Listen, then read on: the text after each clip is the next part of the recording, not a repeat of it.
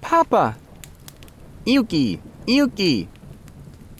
Ken smiled as he glanced down at his two boys as they played on the kitchen floor. Now that Kuji was one, the little boy just couldn't stay out of trouble.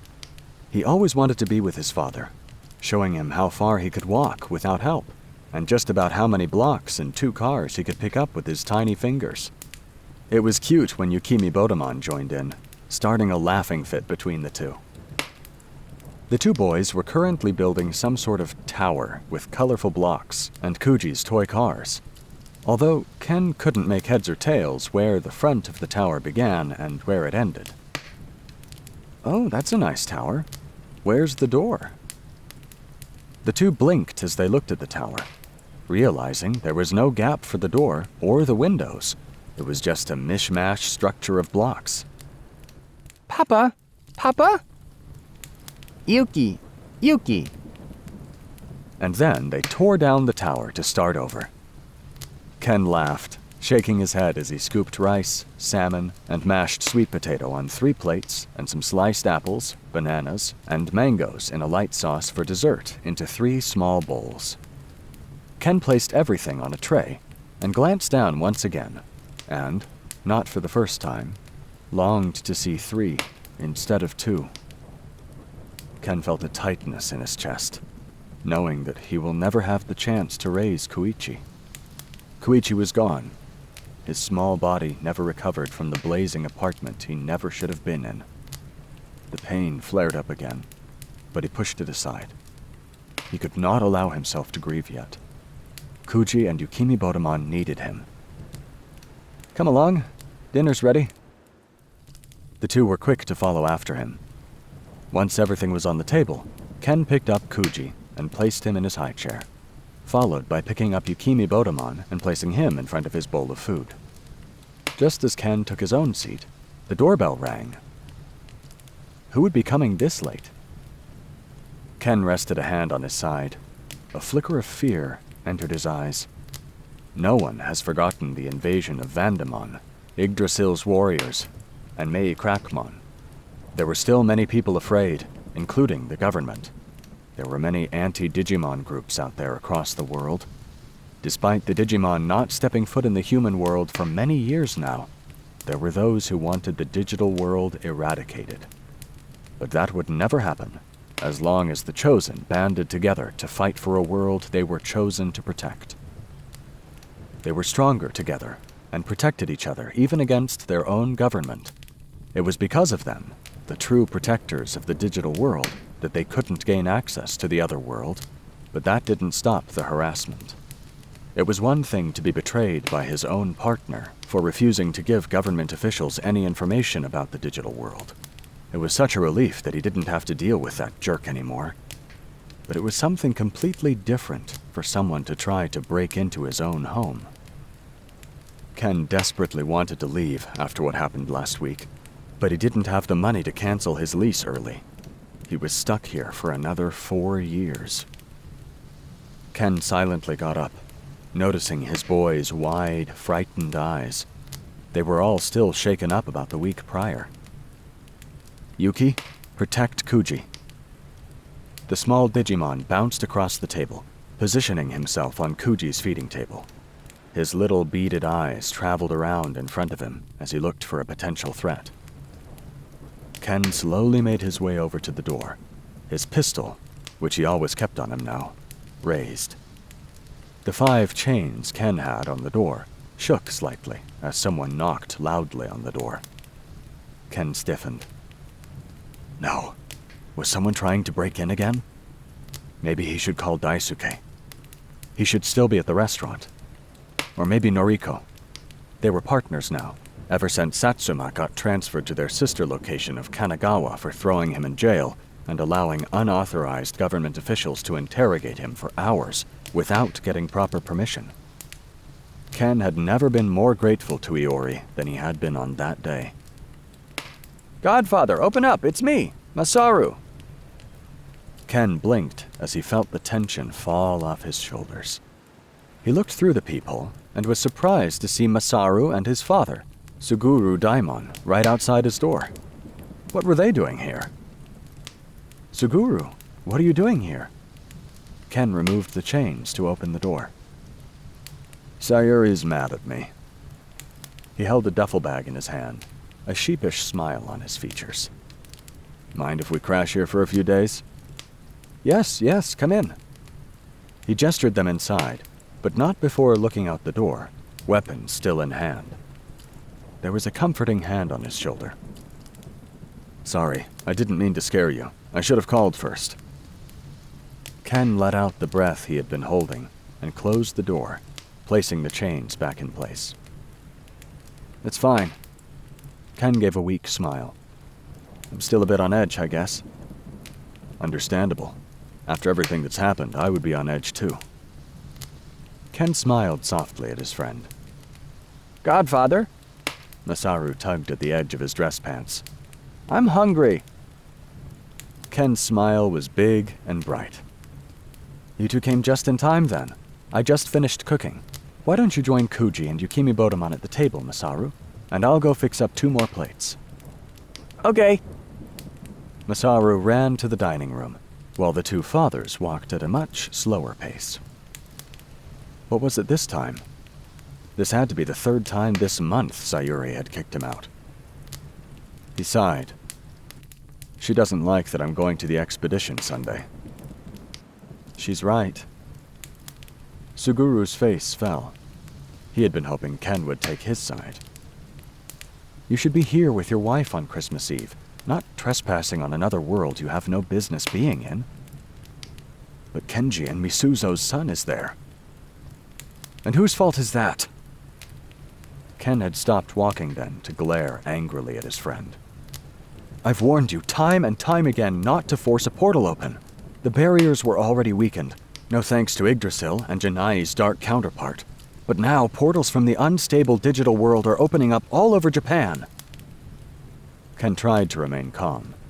There was no point in getting the kids worked up. But it was easier said than done. The anger just kept on coming. Don't you know how hard it is to locate those portals before anyone gets caught in it? Kushiro and Miyako are working around the clock to close the portals you set off before the government officials or those anti-Digimon groups get wind of it. Suguru nodded slowly. He was aware. He had gotten to know all the Chosen very well in the 5 years he had known Ken. Ken and the others had told them of their adventures, both the good and the bad. Despite the pain and suffering they had all gone through, they still loved that world and their Digimon friends. Suguru wanted to see that world for himself. He wanted to talk to them, to study them, to learn from them.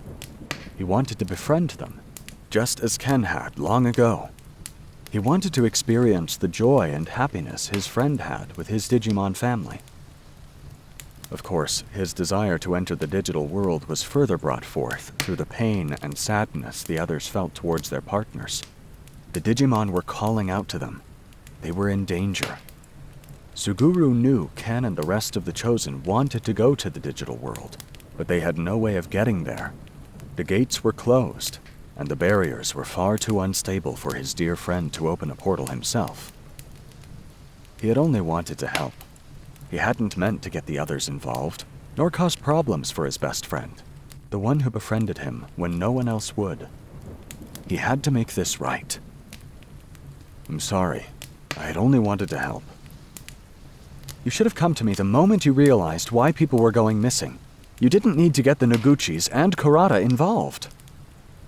Not that he didn't trust Kenji and Misuzo Noguchi. They were very nice people. In fact, Kenji was one of the Dark Seed Chosen, and a good friend. They talked quite regularly. He was the only reason Ken was aware of what his dear friend had been doing behind his back. And Kurata, Ken wasn't sure how he felt about him. He was a fellow genius. They talked frequently at the science and TED conventions, but there was something off about him, something he could not place. Digimon affairs should only be handled by myself, Daisuke, or one of the other Chosen. I know, he said. I shouldn't have gone behind your back. But you and the others have so much going on right now. I thought that if I could open up a gate, then maybe I could help you guys to the digital world to help your partners." He shook his head, not noticing Ken's harsh gaze softening. "I'm an idiot. I shouldn't have allowed my ambitions to get the best of me. Ikuto's disappearance was my fault. I have to bring him home. It's the least I can do." Ken frowned slightly at him, but said nothing as they made the short distance to the dining room, where the children were waiting for them. Masaru was pouting at a laughing Kuji as Yukimi Bodamon bounced on the 4-year-old's head, causing tiny icicles to cling to his hair. Ken smiled softly as he and Suguru walked to the kitchen, leaving Masaru in charge of entertaining the two babies for the moment. "I don't understand it." "Don't understand what?" Ken grabbed 2 plates and began piling food on them. "Yukimi Bodamon, he's never like that with me." "Don't feel bad. He's like that with the others. I'm the only one he's really comfortable with since we found him. And as for Masaru..." Ken handed Suguru his plate of food. "He's here so often that Yukimi Bodamon has no choice but to warm up to him." Suguru's confusion soon turned knowing. "In other words, you force them to get along, if the little guy doesn't want his dessert taken away from him again, or get another time out." "Don't be ridiculous, Daimon. Yukimi Bodamon might be 12, but he's still just a baby. I treat him the same way I treat Kuji." Suguru simply shrugged, deciding not to question Ken's parenting skills in regards to a Digimon. He was the more experienced of the two, after all. "Come on, this food is making me hungry." Suguru glanced at him, worried. He was skipping meals just to get to his second job again. "Ken, working 2 jobs isn't good for you. You're gonna burn out one of these days." Ken didn't say anything for a moment. He just stood there, staring at the plate of food in his hands as they stood in the middle of the kitchen. "I need the money, Suguru. I love my job. It's everything I ever wanted. But I don't make nearly enough to feed 3 mouths and a mountain of bills on 1 income. It was fine when it was just me and Kimura, but not now." Ken was clearly stressed out. He didn't want his best friend working himself to death. There had to be a solution to the problem. Ken could always live with him and Sayuri, once she talked to him again. They had a guest room, and Ken and his sons could stay there until he was able to sort everything out. That was something to ponder over. It's just temporary. Or at least, that's what Ken kept telling himself. Just until I have enough money saved up to leave this place. I really can't stand living here. Too many bad memories. Suguru didn't argue, but still kept a close eye on his friend as they returned to the table. "All right, children, that's enough." Yukimi Bodamon had accidentally iced up a small section of Masaru's shirt. The little Digimon was looking up at him with big, round eyes, tears slowly forming. Ken put the plate down and lifted Yukimi Bodamon into his warm embrace. "He didn't mean it, Godfather. Honest. He slipped off my head when I moved. I caught him, and well..." "I know," Ken reassured. "He's just an excited little baby, aren't you?" The Digimon smiled brightly at him. "Yuki!" That brought a smile to all their faces as Ken put Yukimi Bodamon in front of his plate once more, to Ken's left.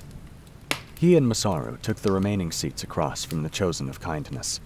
They all ate in silence for the most part, enjoying each other's company and talking about random stuff. Masaru had kept asking questions about Ken's time in the digital world. What was it like to be within a world with monsters? When did he first meet his partner? How many did he have? Who was the first bad guy he fought? Were the Digimon nice?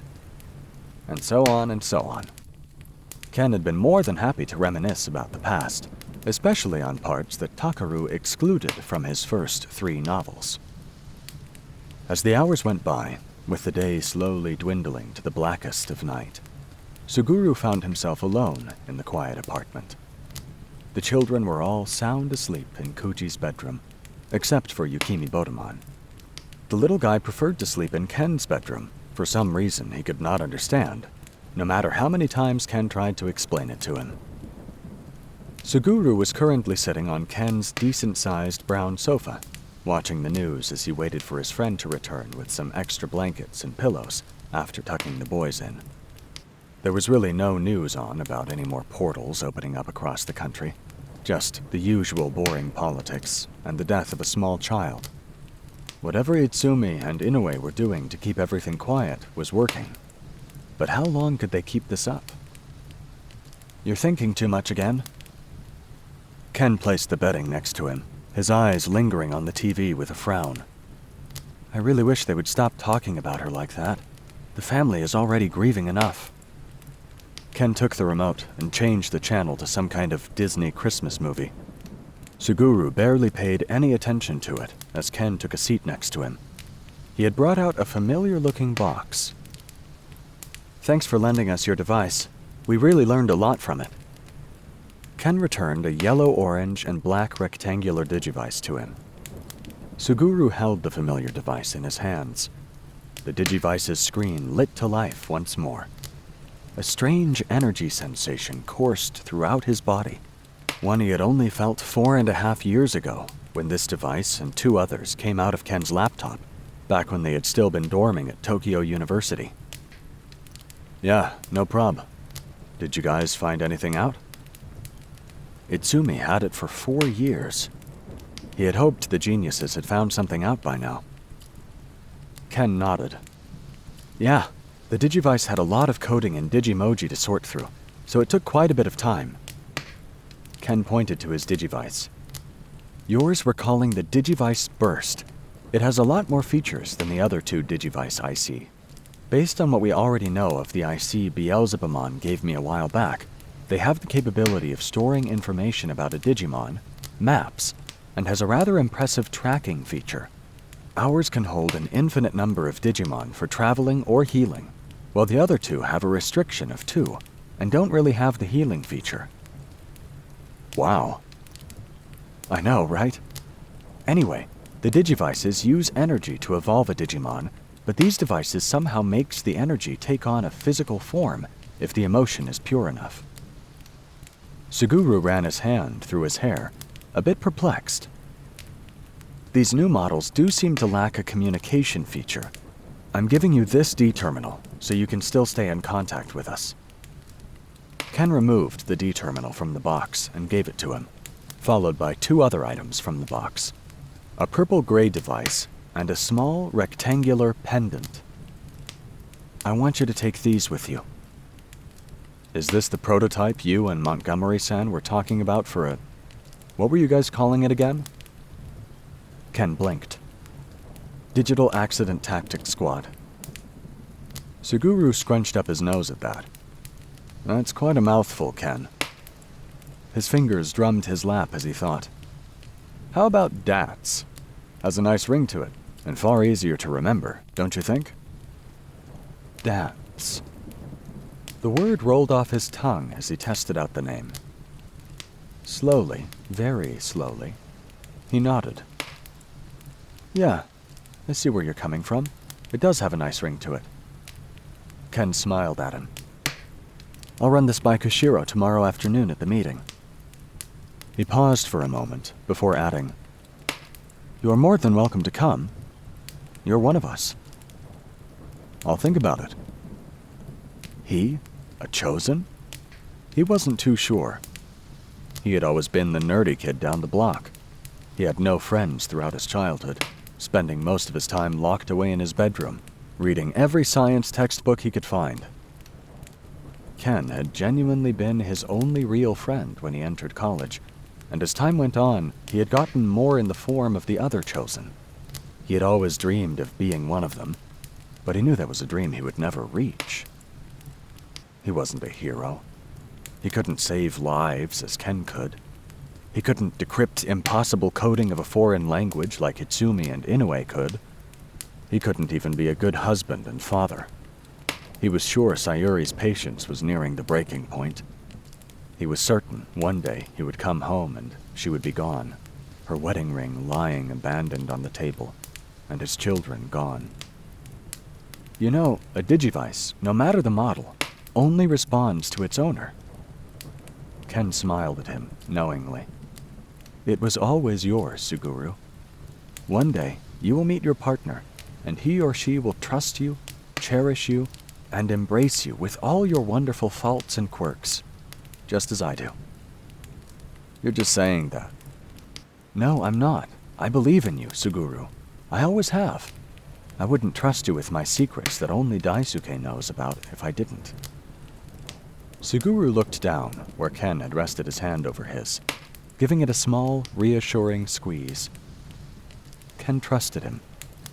He believed in him. He couldn't let him down. He owed him that much, right? How far along are you guys? The comfort of Ken's hand was gone as he went to retrieve the glass of water he left on the coffee table. Wallace-san and some of the other American Chosen are still getting all the licensing in order, but once that's done, we should have our first organization up and running in about a year. That's a long time. The year goes pretty fast, Ken commented lightly. If all goes smoothly in America, we can then expand to other countries where the other Chosen are. It'll be a lot easier to protect the Digimon from the government and those anti-Digimon groups with our organizations in place. Suguru nodded as he held the second Digivice and the pendant in his hand. Why are you giving me these? It might be nothing, but I believe one of the individuals going with you to the digital world is a tamer. Really? Who? He shrugged. I can't be certain, Suguru, and don't take my word for it, but it could belong to either Kenji-san's son or his wife. Are you sure? No, he sighed. Just a feeling. It was not unusual for Ken to have those feelings. He and Yagami were the most intuitive in the group, and they were generally 95.99% right most of the time. Ken didn't like to talk about it, but Suguru had a feeling it was due to Ken being the king of the digital world. Don't take my word for it. If the Digivice reacts to her touch, it's hers. Regardless, I have a bad feeling you might need it. Suguru nodded, taking Ken's concern to heart. He gently traced the strange foreign language on the small pendant Ken gave him. I don't think I have to remind you to be careful out there. I don't know what type of environment Yggdrasil created, and I don't particularly like that Yushima, Satsuma, and Kurata are going with you. They have no business being there. It was a package deal, he explained. Yushima promised Satsuma will be on his best behavior. And well, he couldn't go anywhere without his assistant. He doesn't want any more problems with you and the others. He truly is sorry. He added the last part, unsure how Ken would react to Satsuma's unspoken apology. If Satsuma was truly sorry, he would have said so himself. Ken mumbled under his breath, but said nothing more on the subject. An uncomfortable silence filled the air, forcing Suguru to change the subject. Is this Digimoji? Yeah, Ken nodded, glad for the change of topic. I inscribed a protective spell that Barbamon taught me a while back. You will most likely run into one of the Royal Knights, Dark Janai, or even Yggdrasil. I hope you don't, but if you do, this pendant will protect you from all Digimon and magical attacks. And, he added, if, God forbid, you do run into trouble you can't handle, find one of the Olympus 12 and show them the pendant. They will help you. Thank you. Suguru tucked the pendant under his shirt, where he kept his sterling silver dog tag necklace. I promise I'll be careful. The Chosen sighed, his eyes turning to the TV that was now showing A Christmas Carol. Why doesn't that reassure me?